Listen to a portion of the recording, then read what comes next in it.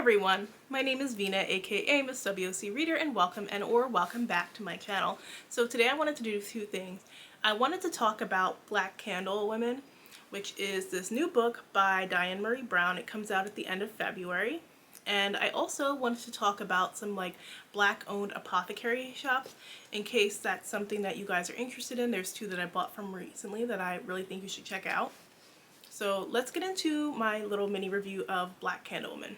I finished it a couple of days ago, but I wanted to sit on it and really think about how I felt about this book, because I feel like this book ebbed and flowed for me. So it took me a little while to get into it, but then when I was into it, I'm like, oh, I really like it.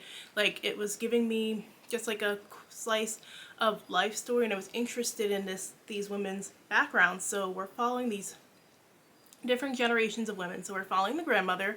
Her name is Augusta, but they also call her Nana Augusta.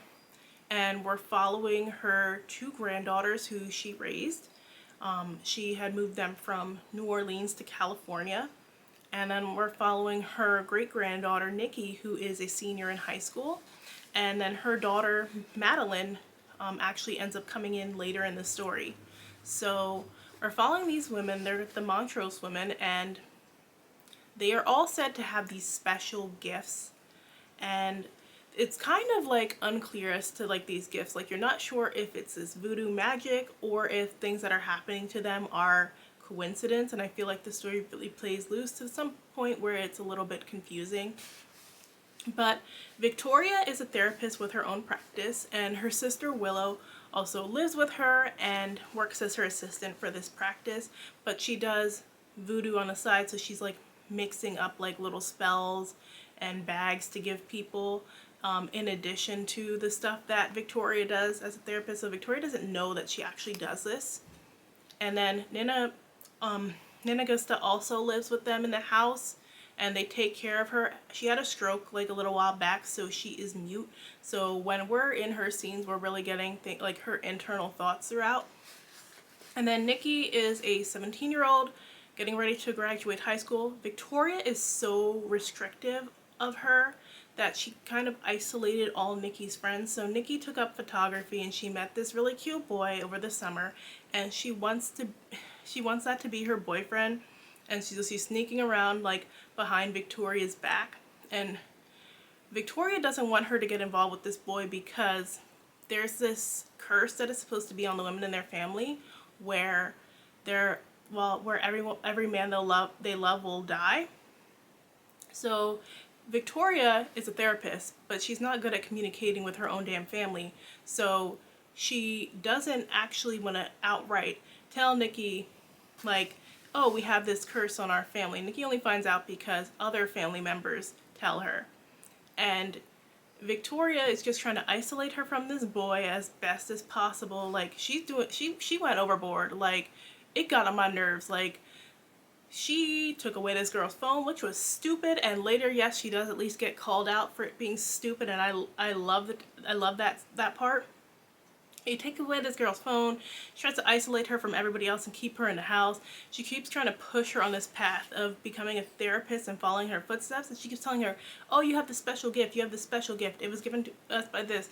Wait till you discover your special gift. But she won't outright say what this special gift is. So Victoria was frustrating as hell. Like, at one point, I'm just like, somebody, please, come fuck her so that she can calm down. It was too much. And like, this man, like, who she just started as a therapist for, has a crush on her, but she's like too blind to see it, even though she's kind of feeling the same way. And she does, and of course, you know, ethics and everything, she can't really act upon it. But it was weird how she could just see whatever like the best advice to tell everybody else, but she couldn't handle shit in her own household. And she at least got called out on that too. But it was frustrating because I felt like for chapters on end, we're watching her control the family, and they're like, Willow is a grown woman. Why are you trying to tell her how to live her life? And then like her mom comes back, and her mom used to be on drugs, really didn't raise them, like hadn't really talked to them in years, just let her mom move off with them. So she hates her mom. She hasn't made up with her mom. They do kind of slowly like start to like form a relationship, but I felt like they needed to have a big sit down that just never happened here. They just kind of slowly like found an appreciation for each other. And then Willow, she's been living with Victoria, letting Victoria basically run her. Everybody's tiptoeing around Victoria in this damn household. But Willow, she doesn't believe in the curse, so she says, but she never actually wants to get into like an actual steady relationship. Or at least that's what she says, because right away she gets into a steady relationship, and that part made no sense to me because there wasn't a lot of resistance to her getting this relationship. And then like she and Victoria get into an argument, and Victoria kicks her out of the house, and she ends up moving in with this man that she really doesn't know anything about. And most of their relationship just plays off screen. There's like some drama that's going on there because he is kind of shady, and I don't feel like this book fully explored that from Willow's point of view. We got Victoria calling him out and stuff, but we didn't get that from Willow's point of view. Also, there was a weird time skip in here where the time skipped for about 3 months, and nothing at all happened in that 3 months, or at least nothing at all happened that was addressed on page in that 3 months. It's like as if their lives all stood still during that 3 months. Like Willow moved out, and it's just like, we're adjusting, and that's it. But I'm like, why didn't anything happen though? Like it was a little weird there. And at that point was when the book started lagging for me, because it felt like really not much happened. I needed a little bit more to happen at that point. And then the second half of the book was just like bam, bam, bam. There was so much drama. There was so many different plots going on.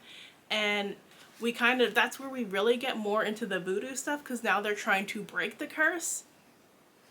But we didn't like, there was a lot going on, but I still feel like some of the relationships did not get fleshed out enough. Like we're watching Nikki, she's making moves to get this guy. She found voodoo. She's doing her little voodoo stuff to try and get this guy to like her, and then they have an incident, and it's like they stopped talking to each other, and I don't feel like we got enough of that cleared up, of that plot by the end of the story. And Augusta, I did not feel sorry for her at all. I don't know if we were supposed to feel any kind of empathy for her, because really she brought everything upon herself, because she was working in New Orleans when she was younger for this woman who owned a voodoo shop, and this woman told her to stay away from her son, who was engaged to this other woman, and she wanted him, so she used her little magic to get him, and was sneaking around behind his mom's back trying to run away with him. And this woman decides to put a curse on her family where they cannot, like, everybody they love is going to die. So like when you hear about how she acted towards this woman, like this woman wasn't the best, but she wasn't the worst, and it's like you deserved it for how you acted. Like it was unnecessary. Like you were really doing a lot, and then the prize that you thought was a prize really wasn't even a prize. So I could see this being a TV show. There was definitely a lot of drama in here, and there were a lot of different plots to play off of. I just don't feel like they were as fleshed out as they needed to be.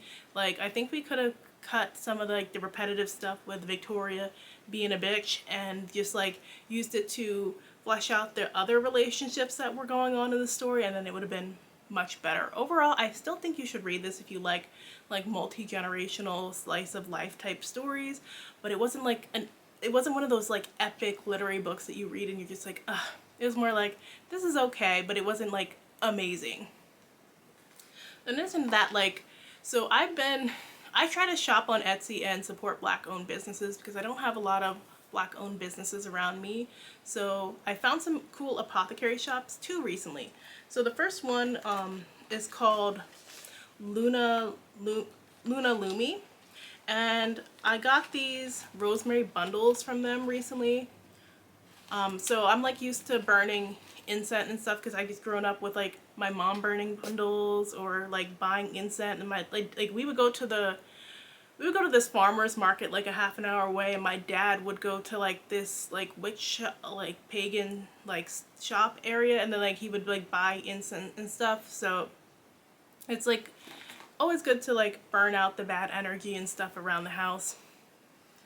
And also if you buy two items from this shop, she also just sends you like a little free gift. So I got this mystery crystal mix from her. So that was really cute too. And then this business called Earthy Queens. I bought soap from them. So this one is Goddess Glow, Turmeric, and Lemon. I always try to buy natural soap out from these small businesses because there's just something so like refreshing, and it's just it feels so much better on your skin. So I bought that. And then she had like this Love Goddess box. So I bought this. I haven't opened it yet. But it's like a tea ritual box, which I found really cool.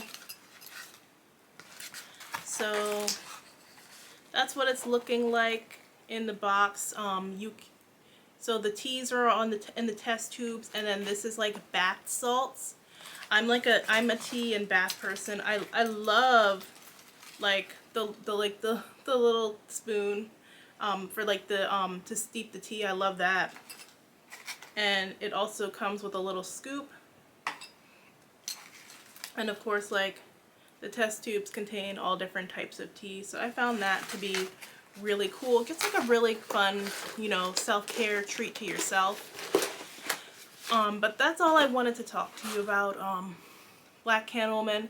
I still think you should check it out. I don't think it's like an epic literary story, but I think it's still a pretty good one, and I would definitely read more from this author. If you like this video, make sure and hit that like button. Thanks so much for watching, and I'll talk to you guys soon. Bye!